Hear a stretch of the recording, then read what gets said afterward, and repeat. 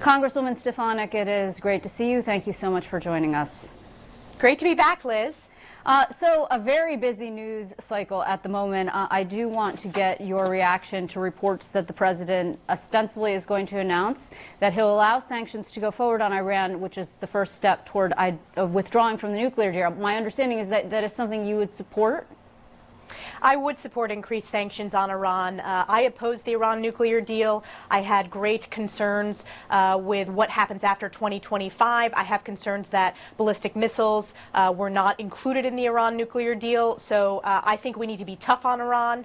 We need to work with our allies in the region. And last week we heard from Prime Minister Macron, who also talked about the need to strengthen the deal. He has a little bit of a different approach. Yes, he was urging the U.S. not to not leave the deal, yeah. But he did talk about we need to answer questions as to what happens after 2025 to ensure that this deal does not pave the way towards Iran's nuclear weapons capability. Do you have confidence in the Trump administration's capability of handling this situation? I mean, the administration is in turmoil. We've seen a lot of exodus going on. Just the latest report that the FBI head that the president had selected, who would be the first woman, actually tried to withdraw her name and then subsequently did not. Plus, you have the Stormy Daniels situation going on, and the president, or at least Rudy Giuliani, is suggesting that the president did, in fact, reimburse his private attorney for $130,000 worth of hush money. I mean, all of this is sort of a swirl while these very important international matters are occurring.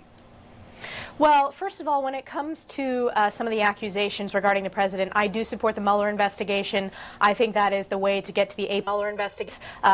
I have said that from the very beginning, so I wholeheartedly support the Mueller investigation and assume that some of those accusations will be part of that process. Separately, when it comes to Iran and national security issues, I have faith in our excellent national security team. I've served with Mike Pompeo, who is the Secretary of State. He served in Congress while I was in Congress for my first term. I think he is a tremendous voice. I also have faith in people like the Ambassador to the UN, Nikki Haley. I think our Secretary of Defense, Jim Mattis, who I've gotten to know because of my service on the House Armed Services Committee. This is a strong national security team, and I do have faith when it comes to the international stage on national security issues that we have the leadership team in place in this administration to achieve our goals, rebuild our alliances, and strengthen our national security. But the key would be that the president actually allows that team to work, in fact, and does not undercut it, which he has demonstrated he has a habit of doing. Well, I think that if you look at Ambassador Haley, for example, she is very independent. She has, I think, walked that line of being an effective advocate for the administration's policies. But when there has seemingly been undercuts from the administration, she has stood up for her values. And I think we have a very strong national security team.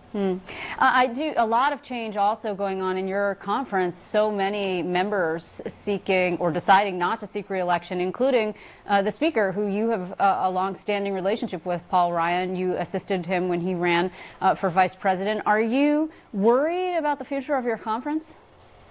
I'm not worried about the future of our conference. I think that historically you are going to see more turnover now than you did, let's say, 20 years ago. I think that's good for the institution. And I think when it comes to Speaker Ryan's decision, this was a personal decision. And it's a challenging time, no doubt, in terms of being in that position with a Republican majority Senate and administration.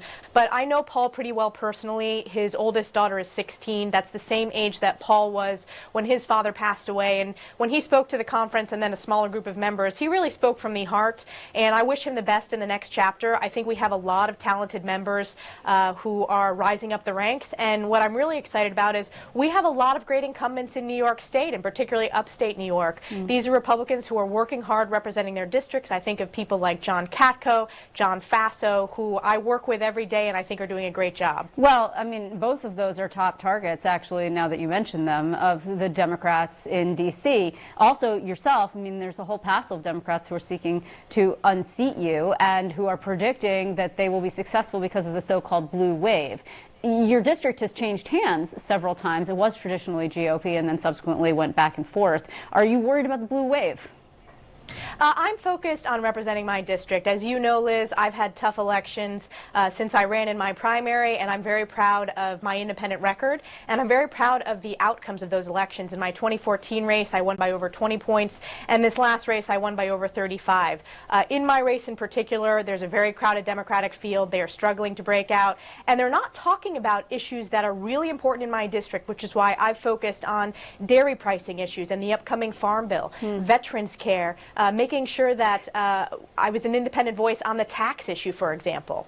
Yeah, they accuse you of being AWOL, really. I mean, they say that you're not actually frequently in the district and you are not permanently living there. What's your response to that? My response is I've outworked everyone. I've done over 700 district events. I live in the district. My voters know that. They have sent me to Washington to vote on their behalf twice in overwhelming numbers. It's not like I just got the Republican vote. If you look at my voter outcome, I've earned votes from Democrats and independents overwhelmingly, and I'm going to continue to run that way. I always outwork my opponents.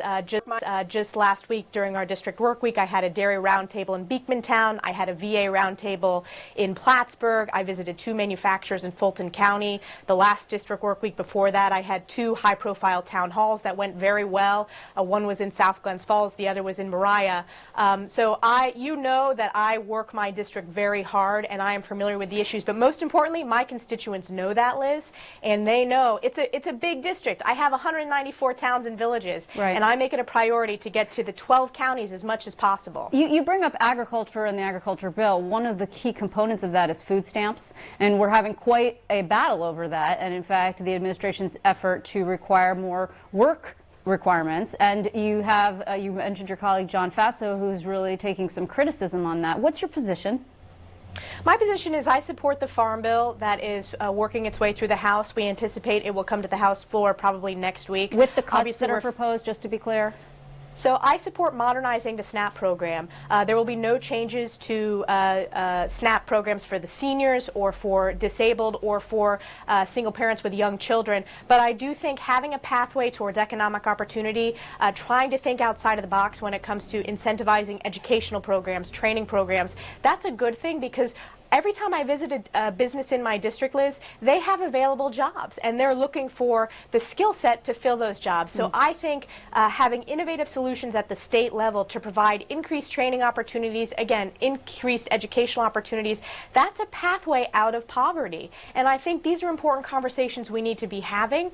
So these are positive reforms to the SNAP program without pulling the rug out from under seniors and from under those who are under the age of 18, as well as single parents with young kids under the age of 5. Congresswoman, before we run out of time, I know it's outside your purview, but we're going through a significant situation here. But we're in politics with the soon-to-be former State Attorney General, who is accused of sexual abuse and some very significant and disturbing allegations.